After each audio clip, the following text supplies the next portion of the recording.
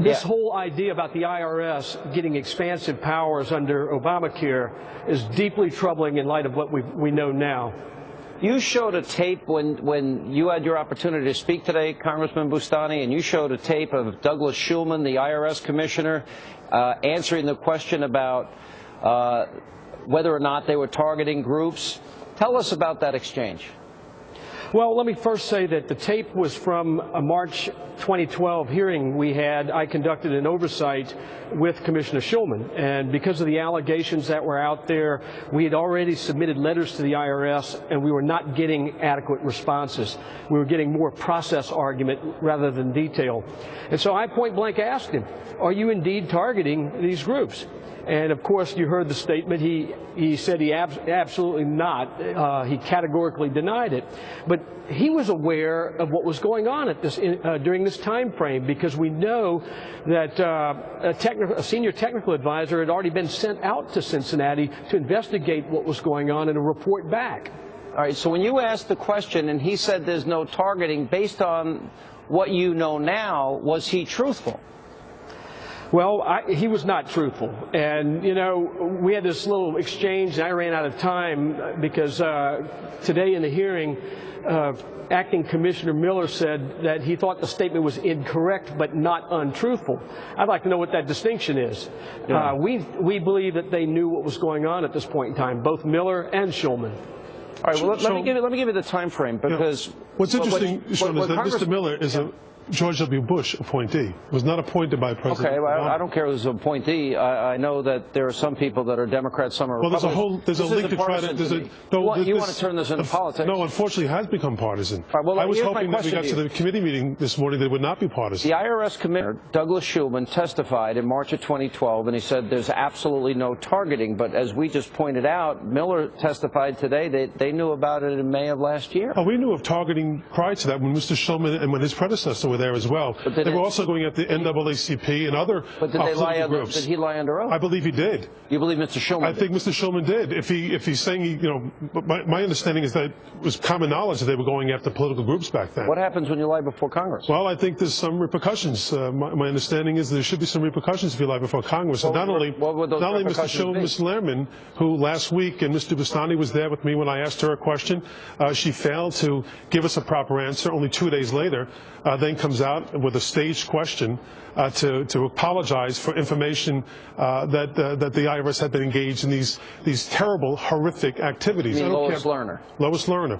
Yeah. Whether you're Democrat or Republican, what took place in the IRS is not tolerable.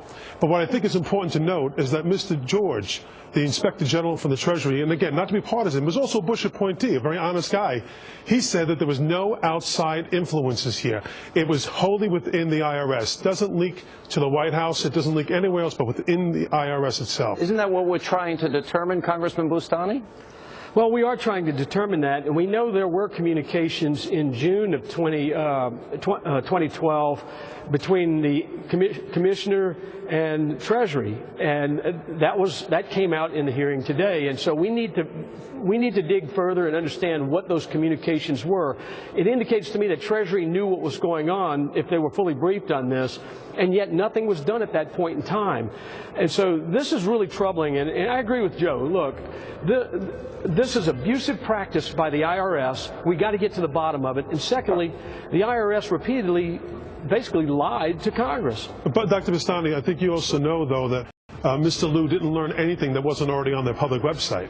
So in terms of what he was told at that meeting was nothing new. I got a question, though. Won't the real test of whether or not the administration, they have expressed outrage, won't it be if they make all relevant documents available immediately and make sure that everyone involved is readily available readily available for congressional hearings? I think that we should have more hearings. I think there should be immediately, more. though. I think everything We've been requesting those documents from the beginning, all the way back to early 2011. Since early 2011. I think that every document that is immediately that is privy to this investigation should be made available. I do believe we need by when?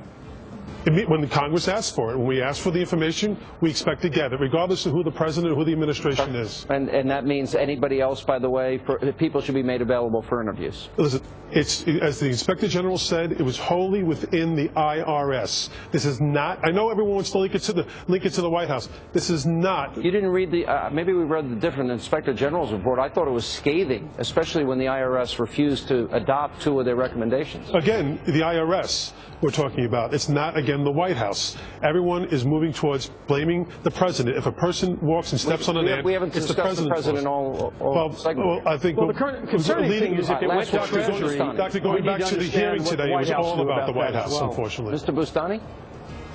Yeah, we know communication was had with Treasury, and if so, and of course with the chief counsel or general counsel at Treasury, I have to wonder if it went higher than that. We don't know that yet. That's what we're looking for. The Inspector General said it's wholly within the IRS. A Bush appointee said that. Well, you'd want to know the truth. So I want to know the truth. So it's a relevant question to ask, right? Is it unfair to audit? I think it's the more not information available to Congress so you can't say and the American people, no. Okay, so you don't American know. People, no. So let's ask the question. I'm all for opening it up, but not politicizing it. Let's ask the questions and let the facts lead to the conclusion that we can all come to. So you think we should ask the White House if they had involvement and look at any evidence that's available? Well, the Inspector General said there was no outside involvement. But we still have a lot more. We have it on the record. A lot more evidence. Now, if Mr. George was not being correct or truthful with us, we'll know. That's part of his report. We'll find out. We got to go, guys. Thank you very much. It's very important to point out that the Inspector General's report is an audit and not a full investigation. It was under oath today, though. It's a good point. All right, coming up, we're going to have more on today's